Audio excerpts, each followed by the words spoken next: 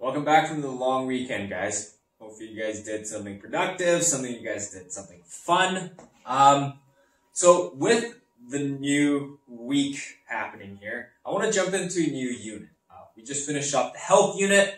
Let's move on from that and let's jump back into some English. This is what I prefer really anyway.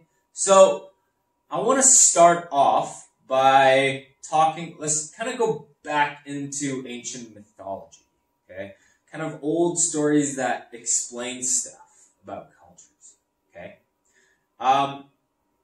so first let's take a look at this image. Okay, this is an image of a dragon. Okay, you're probably familiar with it. This is a European dragon depicted during the medieval period. So essentially, if you think of knights in shining armor, being tasked with slaying a dragon that's sitting on piles of gold, or has kidnapped a princess, that's kind of the dragon that we're thinking of. Now, this depiction, okay, of a dragon happened as early as the 6th century, meaning it was about 1,500 years ago, Europeans came up with this creature. Okay? Now let's get another myth. Okay? We have the Chinese dragon, which was created as early as 4,000 BCE. Now, this doesn't mean 2,000 years in the future. BCE means before Common Era. So meaning we go all the way back to year 0, so 2,020 years back, and then we go back another 4,000 years. Okay? So about 6,020 years ago, okay, Chinese storytellers came up with this dragon. Okay? A snake-like being that's large, it flies, it represents wealth. Okay? In Chinese mythology, really, these dragons aren't portrayed as evil beings, but nevertheless, there's a lot of similarities. They're both very powerful creatures that are lizard or snake-like, okay, and can breathe fire. Now, I don't know if you can see this image, but this is the Leviathan from Jewish lore or the Old Testament. Now, this might not have been as much of a literal beast that they were talking about, but essentially it was a sea serpent that was very large and swallowed up souls of humans. Okay, very simply put.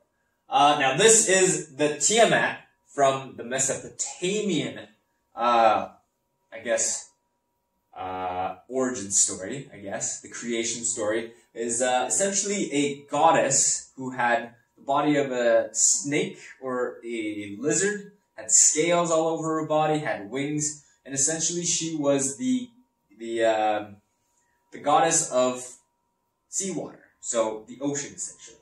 And this is actually one of the first instances of a dragon-like creature being slain by a cultural hero. So much like the European dragon, where it was a story about a destructive being that's very powerful, and then a hero of a culture being tasked to kill it or bring it to justice. Okay. We also have the Australian rainbow serpent, okay, which is part of the creation myth of the Australian Aboriginal. So we're not talking about the colonialized, kind of the British prison colony of Australia. We're talking about the ancient, the first people that were there, the Aboriginals of Australia, held this myth of an Australian rainbow snake that spanned kilometers and kilometers in size, where if it would shake and wriggle, it would create the hills and the landscapes. Okay, so again, we see another image of a very large lizard-like creature that is affecting change in the world somehow. And lastly, we have the Quetzalcoatl. Maybe some of you guys have already talked about it in social studies, I don't know, or maybe we'll soon talk about it, but essentially it's the Mesoamerican, meaning it's kind of South American Aboriginal people, okay, which is represented as a feathered serpent, and this was first depicted 600 BCE, so we're talking about 2,620 years ago, okay. So this, you might be wondering, why is Mr. Kim talking about different dragons or lizard creatures, okay?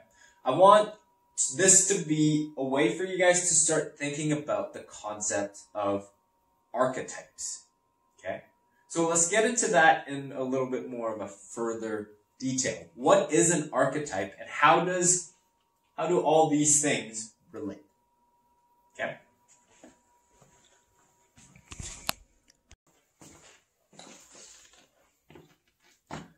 Okay. Now, you might be thinking, Mr. Kim, so we're going to be jumping back into English. Why are we talking about social studies? Okay. Let me answer that question for you, okay? There's a reason I'm talking about dragons.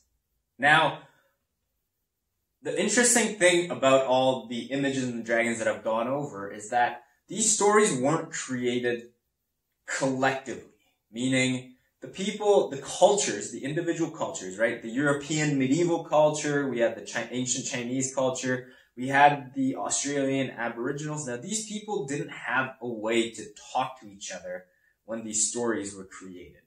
But for some reason, there's still a very repeated pattern that we see with how these creatures look and maybe what types of purposes these creatures served in that culture.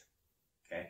So, if these creatures that are very similar in description and their purpose were created independently, how are they so similar?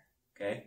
So, the science behind it, okay, we're not going to go too deep into it, and essentially all that the science says is that human brains, there are certain patterns that we like to see. We're a creature of patterns, okay? We like to be able to see nice patterns, okay? We like to be able to predict patterns, okay? And that's just how our brain works. So people say that the human brain will create archetypes, okay? Essentially, archetypes, all that word means. I know it's a bit of a fancy word, but really it's just two separate words. Archetypes. Okay? And really, simplified, it just means repeated patterns. Okay? Now, these archetypes or repeated patterns we see very often in storytelling. Okay? This is where we're going to actually get into the English side of it. Okay? We see a lot of patterns in English and we call those archetypes. It could be story archetypes, okay? We see very similar types of stories. Or we also see very similar types of characters. In the simplest format, we always, maybe not always, but most often we have the hero and the villain in every story. There needs to be some form of conflict. And that is a repeated pattern that we could call an archetype in storytelling, okay?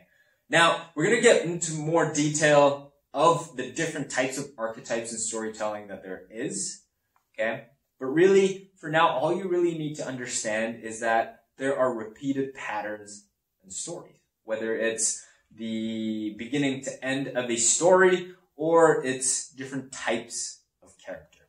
Now, this is where today's homework comes in. It's going to be very simple. You've already done most of it by just watching this video.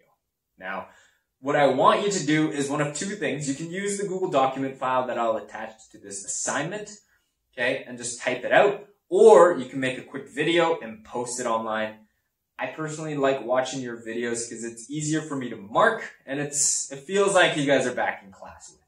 So I'm going to kind of recommend a video, but if you feel like you're feeling a bit shy and you want to type it all out, that's fine. But your homework is, I want you to think about the concept of archetypes in stories that we commonly see, either in movies or TV shows, or read about in books and stories, okay? I've already talked about the hero and the villain, so I'm going to say that that's off the table. You can't talk about those. I want you to come up with some other repeated types of characters or repeated archetypes of characters, okay? Types of characters that we see over and over, kind of like the hero and the villain, which you can't talk about.